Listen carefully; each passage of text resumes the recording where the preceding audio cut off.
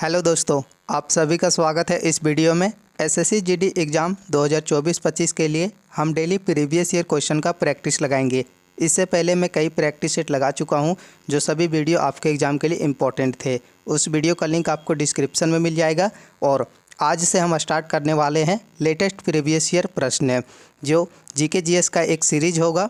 और इसमें हम प्रैक्टिस लगाने के साथ साथ उससे जुड़े जितने भी एमसीक्यू क्वेश्चन आने वाले एग्ज़ाम में बन सकते हैं उनको भी कवर करेंगे। वीडियो बहुत ही इम्पोर्टेंट होगा आपके एग्ज़ाम के लिए, तो इस चैनल को सब्सक्राइब करके इस वीडियो को अपने दोस्तों के पास शेयर जरूर करें। चलिए प्रैक्टिस को शुरू करते हैं। क्वेश्चन नंबर 1, सरकार को सलाह देने के लिए नीति आयोग नामक एक विचारक समूह की स्थापना की गई थी। इनमें से कौन सा होगा इस क्वेश्चन का आंसर? क्वेश्चन को प्रैक्टिस लगाने के साथ साथ आंसर आप कमेंट बॉक्स में ज़रूर बताएंगे। और क्वेश्चन नंबर 1 का आंसर हो जाएगा ऑप्शन नंबर सी, नीति विचारक समूह की स्थापना की गई थी। इससे जुड़े फैक्ट याद रखेंगे। नीति विचारक समूह, जिसे नीति आयोग कहते हैं, इसका स्थापना 1 जनवरी 2015 को किया गया था। इससे पहले इसे योजना आयोग के नाम से जानते थे, जिसे हम पंचवर्षीय योजना अक्सर कहते हैं। पंचवर्षीय योजना, जिसे योजना आयोग, या मार्च 1950 में इसका स्थापना किया गया था। एक प्रश्न यहाँ से अक्सर पूछा जाता है कि नीति आयोग या फिर योजना आयोग, जिससे पर इसके अध्यक्ष कौन होते हैं? तो नीति आयोग के अध्यक्ष भारत के प्रधानमंत्री होते हैं। इसको भी याद रखेंगे।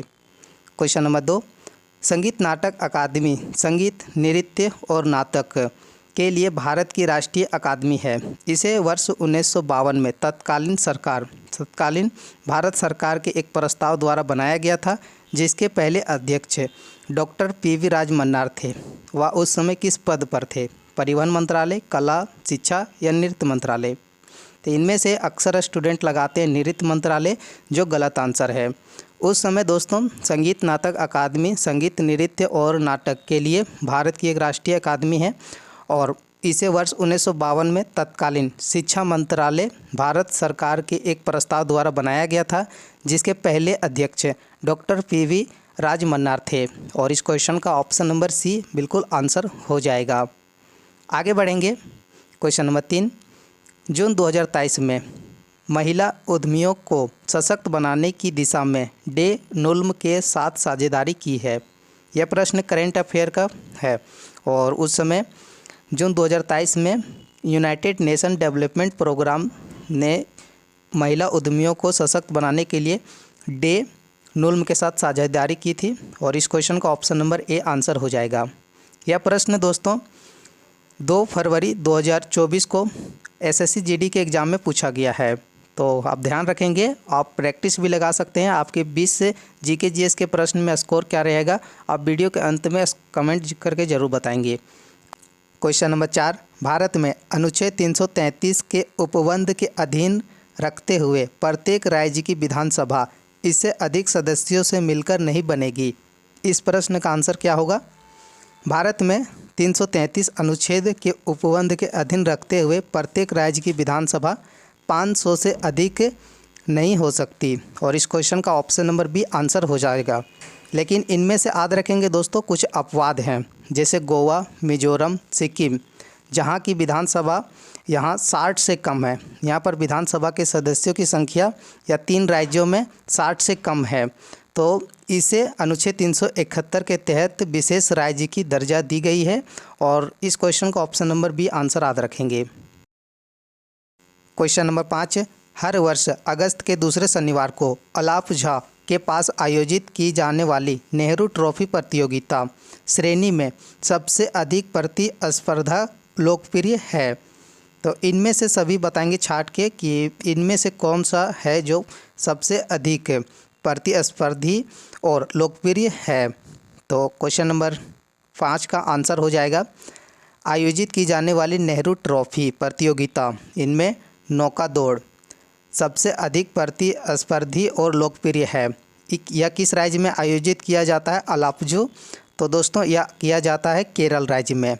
और इसके साथ कुछ फैक्ट याद रखेंगे। इस प्रतियोगिता की शुरुआत वर्ष 1952 में किया गया था।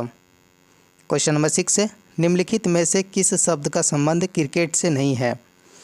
तो इन सभी ऑप्शन में से ईगल और बास्केटबॉल, यह दोनों का संबंध क्रिकेट से नहीं है और ऑप्शन नंबर ए इस क्वेश्चन का आंसर हो जाएगा। क्वेश्चन नंबर 7, ध्वनि की प्रबलता किस इकाई में मापी जाती है? ध्वनि की प्रबलता या नापी जाती है डेसिमल में। ऑप्शन नंबर बी आंसर हो जाएगा। क्वेश्चन नंबर 8, सुप्रीम कोर्ट के किस पूर्व न्यायाधीश को आंध्र प्रदेश के राज्यपाल के रूप में नियुक्त किया गया है? इस प्रकार के प्रश्न बहुत ही इम्पोर्टेंट हो जाते हैं, क्योंकि पहले यह पूर्व न्यायाधीश थे, बाद में इसे आंध्र प्रदेश का राज्यपाल बनाया गया। तो ऐसे प्रश्न बहुत ही इम्पोर्टेंट होते हैं, याद रखेंगे। और एस अब्दुल नज़ीर आंध्र प्रदेश के राज्यपाल के रूप में नियुक्त हुए हैं वर्ष 2023 में। ऑप्शन नंबर सी आंसर हो जाएगा। आगे बढ़ेंगे। क्वेश्चन नंबर 9, 2011 जनगणना के अनुसार निम्नलिखित में से किस राज्य में महिला साक्षरता दर सबसे अधिक है? महिला साक्षरता दर सभी को पता होगा, बहुत ही आसान क्वेश्चन है। केरल में सबसे अधिक है, लेकिन अभी के एग्ज़ाम में क्वेश्चन पूछने का लेवल बढ़ चुका है, तो इससे समझेंगे। 2011 जनगणना के अनुसार केरल में महिला साक्षरता दर 92.1% है। पुरुषों की साक्षरता दर कितनी है? तो 96.1% है पुरुषों की साक्षरता दर। और इस क्वेश्चन का ऑप्शन नंबर सी आंसर होगा। क्वेश्चन नंबर 10, अमृतसर की संधि पर किस वर्ष हस्ताक्षर किए गए थे? क्वेश्चन नंबर 10 का आंसर हो जाएगा अमृतसर की संधि वर्ष 1809 में हस्ताक्षर किए गए थे। ऑप्शन नंबर सी आंसर याद रखेंगे। राजा रणजीत सिंह और अंग्रेज़ों के बीच यह संपन्न हुई थी। क्वेश्चन नंबर 11, भारत सरकार द्वारा आयोजित सामाजिक, आर्थिक और जाति जनगणना 2011 में अभावों को मापने के लिए निम्नलिखित में से कौन सा एक मापदंड नहीं है? तो उस समय इनमें से एक मापदंड नहीं था। ऐसे परिवार जिसमें 15 से 59 आयु की कोई वयस्क महिला नहीं है, यह मापदंड नहीं है। और इस क्वेश्चन का ऑप्शन नंबर डी आंसर हो जाएगा। क्वेश्चन नंबर 12, आगे बढ़ने से पहले सभी स्टूडेंट ध्यान रखेंगे, एसएससी जीडी एग्ज़ाम के लिए मैंने प्रीवियस ईयर क्वेश्चन को अच्छे से एनालिसिस करके 2000 इम्पोर्टेंट एमसीक्यू क्वेश्चन तैयार किया हूं, और उसके साथ प्रीवियस ईयर प्रैक्टिस सेट मिल जाएगा। और RWA जीके जीएस का जो बुक है उसका PDF मैं दे दूंगा, उसके साथ टॉपिक वाइज आपको PDF मिल जाएगा। यह सारा कंटेंट मेरा खुद का है, तो उसके लिए आपको दोस्तों मात्र 49 रुपये पेमेंट करने पड़ेंगे, जो बहुत ही लो प्राइस में रखा हूँ आपके लिए। जितने भी स्टूडेंट यार सारा कंटेंट लेना चाहते हैं वह आप मैसेज कर सकते हैं डायरेक्ट व्हाट्सएप पर। और अब हम क्वेश्चन की ओर बढ़ेंगे। क्वेश्चन नंबर 12, संविधान सभा ने भारत के संविधान को अपनाया कब? भारत के संविधान को अपनाया 26 नवंबर 1949 को। देखिए, इनमें बहुत से स्टूडेंट कंफ्यूज होते हैं। 26 नवंबर 1949 को भारत के संविधान को अपनाया गया था, यानी इस दिन संविधान सभा ने संविधान को आंतरिक रूप से दिया। और इसके साथ याद रखेंगे, लेकिन यह 26 जनवरी 1950 को लागू किया गया था। यह दोनों में आपको समझ में आया क्लियर? अपनाया गया था 26 नवंबर 1949 को और लागू किया गया 26 जनवरी 1950 को। यह दोनों में डिफरेंट है, तो इस प्रकार के क्वेश्चन आप गलत नहीं करेंगे। क्वेश्चन नंबर 13, पन्नालाल घोष किस वाद्य यंत्र से संबंधित हैं? या कहें निम्नलिखित में से किस वाद्य यंत्र के लिए प्रसिद्ध हैं? तो सभी को पता है पन्नालाल घोष, जिसे हम जानते हैं अमल ज्योति घोष के नाम से, यह बांसुरी के लिए प्रसिद्ध है।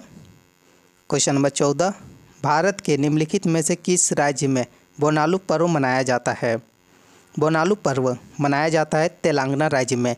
यह कुछ इम्पोर्टेंट फैक्ट हैं दोस्तों, आपको याद रखने पड़ेंगे, जो अक्सर एग्जाम में क्वेश्चन पूछे जाते हैं। इनमें देवी चेलम्मा की पूजा की जाती है। आगे बढ़ेंगे। क्वेश्चन नंबर 15, भारतीय खिलाड़ी लिएंडर पेस कौन सा खेल खेलते हैं? भारतीय खिलाड़ी लिएंडर पेस या खेलते हैं लॉन टेनिस से। और इस क्वेश्चन का ऑप्शन नंबर हो जाएगा ऑप्शन नंबर सी।